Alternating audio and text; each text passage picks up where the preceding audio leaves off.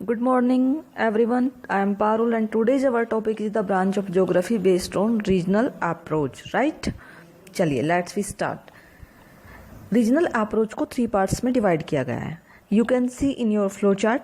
First part is the regional studies, area studies. इसके अंदर हम क्या पढ़ते हैं? कंपैरिजिंग द मैक्रो, मैसो एंड माइक्रो रीजनल स्टडीज, यानी कि एक बहुत बड़े प्रदेश का अध्ययन, फिर उससे छोटे का, फिर उससे छोटे का, और फिर माइक्रो जो आपकी यूनिट है उसका. नेक्स्ट है आपका regional development, comprising country, rural and town urban planning. इसके अंदर हम क्या करते हैं?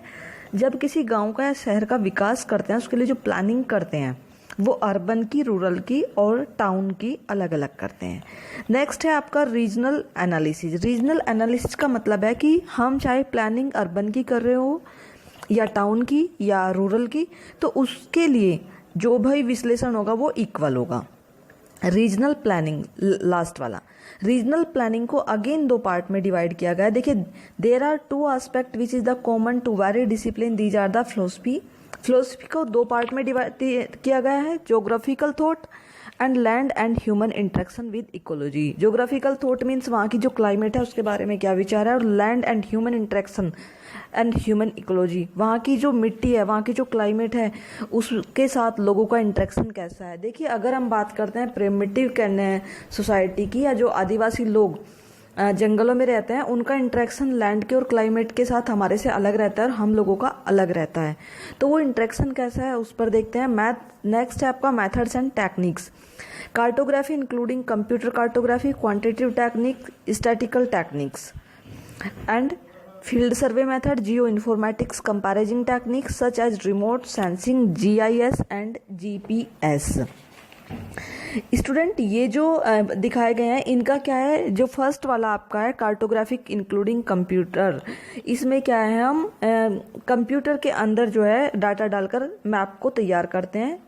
और नेक्स्ट मैंने आपको बताया क्वांटिटिव रेवोल्यूशन. इसमें जो है क्वांटिटिव टेक्निक, यानी कि कितना डाटा आप उसमें डाल रहे हो, स्टैटिकल, और उस डाटा को आप किस सॉफ्टवेयर पर उसके साथ काम कर रहे हो.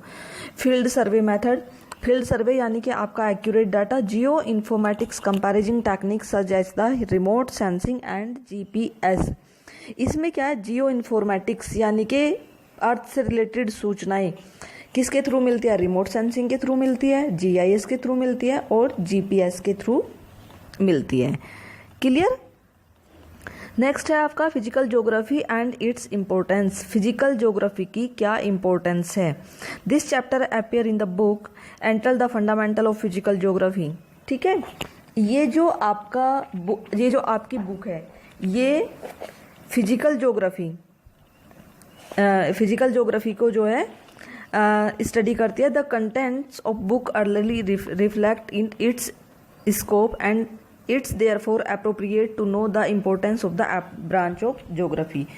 और जो आपका फिजिकल ज्योग्राफी है, उसकी जो भी ब्रांच है उन सबको युक्ति संगत यानी कि एक सिस्टमैटिक वे में उसकी स्टडी करती है. Clear student? Next page. Physical geography includes the study of the lithosphere, landforms, drainage, relief and physiographic. देखिए, फिजिकल ज्योग्राफी के अंदर जब हम लिथोस्फीयर की स्टडी करते हैं तो हम वहाँ क्या क्या चीज़ों पर स्टडी करते हैं? Landform, drainage, relief and the physiographic, यानी कि उसकी भू आकृति कैसी है. सेकेंड पार्ट है इसका atmosphere, its composition, its structure, elements and controls to weather and climate, temperature, pressure, winds, participation, climate types and etcetera. Atmosphere के अंदर हम देखते हैं कि हमारा जो एटमॉस्फेयर का जो कंपोजिशन है, उसका जो स्ट्रक्चर है, उसमें कौन से एलिमेंट्स है, वेदर कैसे होता है, क्लाइमेट कैसे चेंज होती है, टेम्परेचर कम और ज़्यादा, एयर प्रेशर कैसे होता है, विंड्स, क्लाइमेट्स, इन सब के टाइप्स और इनके बारे में स्टडी करते हैं. थर्ड पार्ट है आपका हाइड्रोस्फीयर, यानी कि ocean, sea, lakes, associated features with water relate. इसमें हम उस चीज़ की स्टडी करते हैं जो पानी से रिलेटेड होती है, आपका लेक हो, पॉन्ड्स हो, रिवर हो, ओशियन हो, एक्सेट्रा. फोर्थ है आपका biosphere, life forms including human beings and microorganism and there the sustain mechanism. Biosphere के अंदर हम लाइफ फॉर्म्स की बात करते हैं, भले ही वो ह्यूमन बींग हो या माइक्रो ऑर्गेनिज्म हो. Food chain, ecological parameters and ecological balance. इन सब की स्टडी हम किसके अंदर करते हैं? इन सब की स्टडी हम करते हैं बायोस्फीयर के अंदर। Soil are form through the process of pedogenesis and the depend upon the parent rock, chemical, biological activity and type. हमारी जो मिट्टी है उसका जो वो डिपेंड करती है, उसका जो प्रोसेस होता है वो उसमें क्लाइमेट का और जो आपका रॉक्स है इनकी बहुत ज़्यादा इम्पोर्टेंस है। Each elements in important of the human being. देखिए इसमें सभी के सभी एलिमेंट्स जो है वो बहुत ज़्यादा इम्पोर्टेंट है।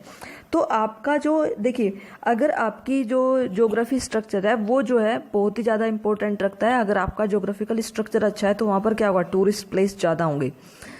आप एक प्लेन एरिया में रहते हैं तो आपके जो हाउस टाइप है वो अलग होंगे, क्लोथिंग अलग होगी, आपकी कल्चर अलग होगी, हैबिट्स अलग होगी, टेम्परेचर, ये सारी चीज़ें, एवरीथिंग इज द डिफरेंट। अब नेक्स्ट बॉक्स के अंदर है what is the geography. Geography is a concern with the description and explanation of areal differentiation of earth surface. Richard Hartshorne ने ये डेफिनेशन दी है और इन्होंने बताया कि भूगोल का उद्देश्य धरातल की प्रादेशिक और क्षेत्रीय भिन्नता का वर्णन करना है। Geography studied in difference of phenomena usually related to different parts of the earth surface। हैटनर बोलते हैं कि ज्योग्राफी जो है वो धरातल के विभिन्न भागों के कारणात्मक रूप से संबंधित तथ्यों की व्याख्या करता है। The study of physical geography is emerging in the discipline of evaluating and the managing natural resources. जो आपका भौतिक भूगोल है वो प्राकृतिक संसाधनों के मूल्यांकन से संबंधित है। In order of achieve this objective, और उसके उद्देश्यों की पूर्ति करता है। Essential to the understand the interact relationship between the physical environment and human geography, और ह्यूमन ज्योग्राफी का क्या इंटरेक्ट है उसको करता है। एक्लिक्रिएट pace the resources utilization. It means